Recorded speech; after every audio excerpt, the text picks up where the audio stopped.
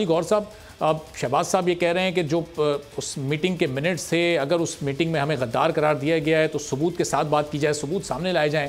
लेकिन जब हुकूमत ने ऑफ़र की थी कि आप लोग आएँ, मीटिंग में शिरकत करें, उस ख़त को देखें, तो वो उस वक्त फिर वो मौका क्यों गवा दिया आपने? आप लोग खुद जाते, अपनी आंखों से तमाम चीज़ें देखते, तो आज शायद ये मुतालबा नहीं करना पड़ रहा होता।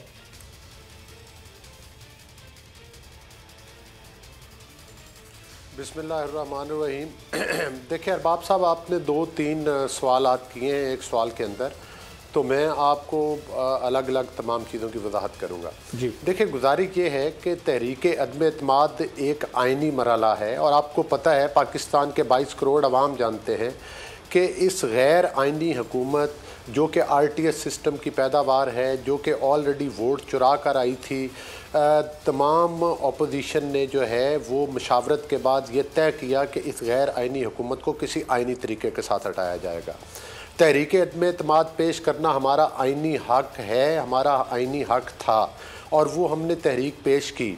उसमें कानून और आइन ये कहता है कि जब तक उस पर कोई फ़ैसला ना आ जाए, कोई किसी किस्म की और ना ही रूलिंग दी जा सकती है और ना ही किसी और किस्म की हाउस में कोई और मोशन पेश किया जा सकता है।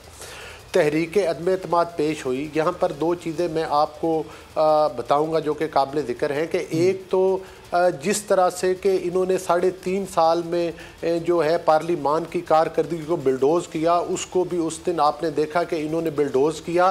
फवाद चौधरी एक कागज़ का लिखा हुआ ऑलरेडी टुकड़ा पढ़ रहे थे, जो कि पूरे पाकिस्तान के 22 करोड़ अवाम ने देखा, और वो भी पॉइंट ऑफ ऑर्डर पर। और जिस डिप्टी स्पीकर ने, जो कि ख़ुद एक स्टे ऑर्डर के पीछे छुपा हुआ है और ऑलरेडी वो वोट चुरा कर आया है, पूरे पाकिस्तान इस बात को जानता है, उसने आइन और कानून की इमरान अहमद न्याजी के कहने पर धज्जियाँ उड़ाई और साथ ही ये रूलिंग दे दी। पहली बात तो ये है कि अगर वो ये समझते हैं कि जो वो जेली कागज़ का टुकड़ा उठा के फिरते हैं, जो कि जिसमें कि जिस साजिश में ऑलरेडी शाह महमूद कुरैशी भी इन्वॉल्व है इन 4-5 लोगों के साथ, जो कि जिसके ड्राफ्ट में भी अमेंडमेंट्स की गई, जो कि वो वजारत ख़ारजा है उसमें, उसके लिए इनको चाहिए था कि ये किसी प्रॉपर फॉरम पे जाते, ये जाते या तो जुडिशल कमीशन के लिए ख़त लिखते कि ये हमारे ख़िलाफ़ साजिश हुई है, अदालत इस चीज़ पर कोई फ़ैसला दे। कौमी असम्बली का स्पीकर वो कहते हैं ना कि वही कातिल वही मुनसिफ। मकसद ये है कि उसके पास क्या इख्तियार है, वो कोई सुप्रीम कोर्ट का जज तो नहीं, वो सिर्फ पाबंद है जो असम्बली के रूल्स कहते हैं, कानून कहते हैं।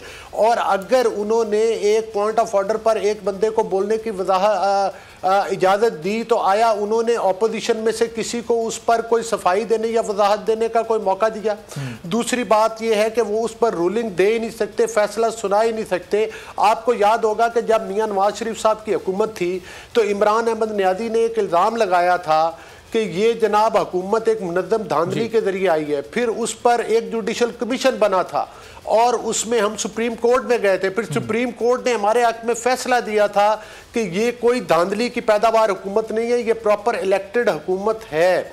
तो मैं समझता हूँ कि इस गैर आइनी हुकूमत ने पाकिस्तान के आइन और कानून की धज्जियाँ उड़ाई। और जहाँ तक आप कह रहे हैं कि हमें उस फोरम पर जाना चाहिए था, हम आपको पता है कि सिक्योरिटी काउंसिल में हमारी सीनियर लीडरशिप जो है वो हमेशा उस इजलास को अटेंड करती है, लेकिन जिस वक्त ये लेटर आया, हमने ये मुतालबा किया कि आप इस लेटर को सिक्योरिटी काउंसिल के अंदर लेकर जाएं या पार्लिमान के अंदर लेकर आएं। ये पार्लिमान के अंदर तो ना लेकर आए, लेकिन इनके किराए के तर्जमानों ने कहा कि जिन लोगों ने हमारे खिलाफ साजिश की है, हम उस सिक्योरिटी काउंसिल में ये भी बैठे होंगे, हम इनके सामने ये लेटर क्यों लिखे जिन लोगों ने हमारे खिलाफ साजिश की है।